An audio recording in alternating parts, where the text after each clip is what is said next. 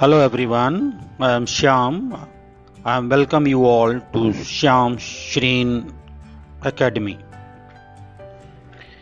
In this session, we will learn our poem Keeping Quiet, written by Pablo Neruda of 12th standard, the textbook Flamingo. The order of our movement will be about the author, introduction and explanation of the poem, along with reading, main points, new words, recapitulation,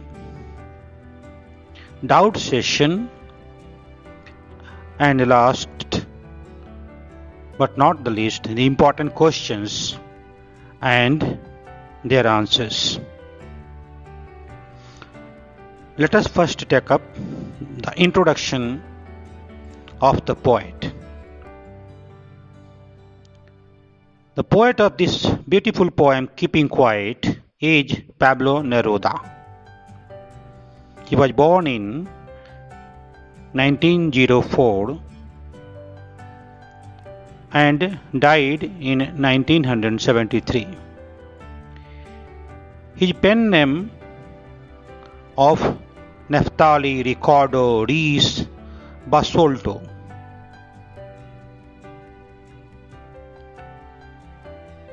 He was born in the town of Parral in Chile. His poems are full of easily understood images. He won the Nobel Prize for Literature in the year 1971. In this poem, Neruda talks about the necessity of quiet introspection and creating a feeling of mutual understanding among human beings.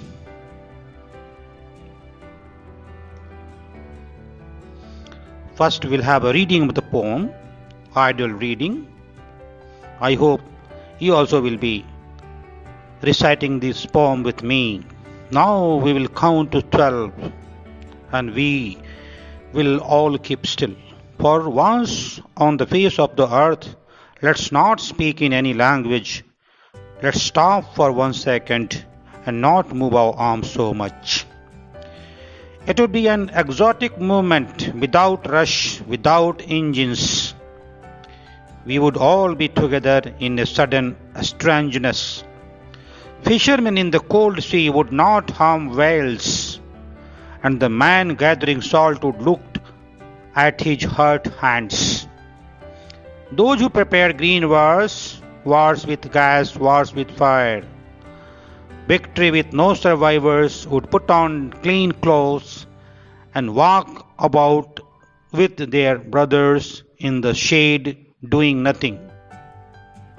What I want should not be confused with total inactivity. Life is what it is about. I want no truck with death. If we are not so single-minded about keeping our lives moving and for once could do nothing, perhaps a huge silence might interrupt this sadness of never understanding ourselves and of threatening ourselves with death. Perhaps the earth can teach us, as when everything seems dead and later proves to be alive. Now I'll count up to 12 and you keep quiet and I will go. Students, this was a plain reading of the poem. Now we will come to explain this poem,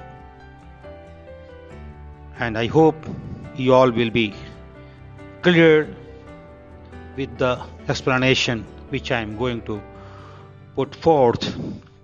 In this poem, Neruda talks about the necessity of quiet introspection and creating a feeling of understanding among human beings. Keeping quiet does not mean total inactivity, because total inactivity would amount to death. The poet has no association with death. Rather, we should take rest for a while. A long silence can soothe our feelings and help us removing sadness. We must remember that our earth is always alive. We should learn from it. He lays a deep emphasis on silence, since it is source of peace and tranquility. During silence, one gets peace, and it creates an exotic moment when one forgets segregation, war and trouble, etc. And there prevails a sense of life and the sense of live and let live. If we adopt this principle, life on the earth can become heaven for all of the human beings. The main points to be noted here: the poet emphasizes on keeping quiet because it is quite important, as it suits our feelings. No harm to whales. In order to force his argument, the poet urges the fisherman not to harm the whales in the sea. Stopping of wars. For attaining peace everywhere, the poet asks the manufacturers of war devices to stop their working. He speaks of different kinds of wars: green wars against the environment, wars with gases, and the war with firearms. According to him, all these must be stopped, because these wars, the victory is meaningless, as no survivors are left after the war. No truck with death. The poet wants to point out that we should not confuse silence with total inactivity, since life is a continuous process. Total inactivity means death. The poet wants no truce with death, because life is what it is about. So, we should learn a lesson from our Mother Earth, and poet makes us clear that remember that earth is always active. The earth teaches us that stillness does not mean total inactivity, because it is alive. So the poet asks us to keep quiet till he counts up to 12, and the earth is a symbol of life under apparent stillness. It never attains total inactivity. Thus the nature remains at work even under apparent stillness and keeps the earth alive. Further, the earth teaches us that everything comes to an end and then comes to life again. In this way, life can become heaven for those moments when man does nothing for a while.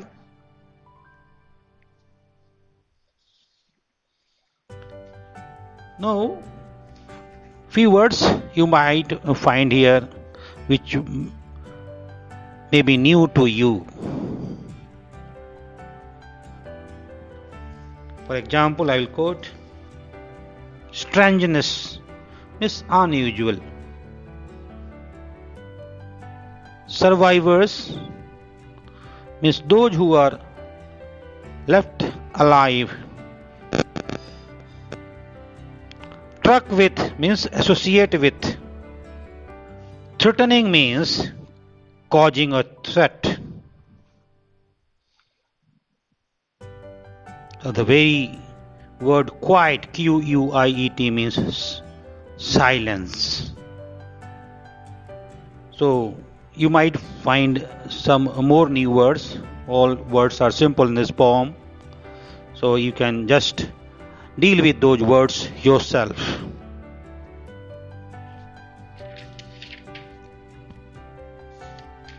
Now, whatever we have learnt about this poem so far, let us have a recapitulation. What we learnt: first, to have a stillness, the poet urges us to count up to 12 and remain still. He asks us to stop talking in any language. He urges not to move our arms so much. He wants all of us to enjoy this exotic moment. He wants for the fishermen to stop harming the whales and the salt gathering men to take care of their hurt hands. All kinds of wars should be stopped because victory is meaningless as no survivors are left. Stillness should not be confused with total inactivity. Total inactivity means death, and the poet has no association with death. There is life under apparent stillness. Students, with this, we have tried to explain the poems to the best of our understanding. So coming to the last point of this poem, the main questions from your examination point of view, from the textual questions, you may just highlight these two questions I will tell you. Very, very important from this chapter. The first, do you think the poet advocates total inactivity and death? Explain. And the second one is, what symbol from nature does the poet invoke to say that there can be life under apparent stillness? Two more questions are there for your internal examinations like unit test 1. These questions which you see here as textual questions, all 4 questions are important, but these 2 questions are very much important for your board examinations point of view. So students, as I have tried my best to explain this poem to you all, I hope you all understood it well.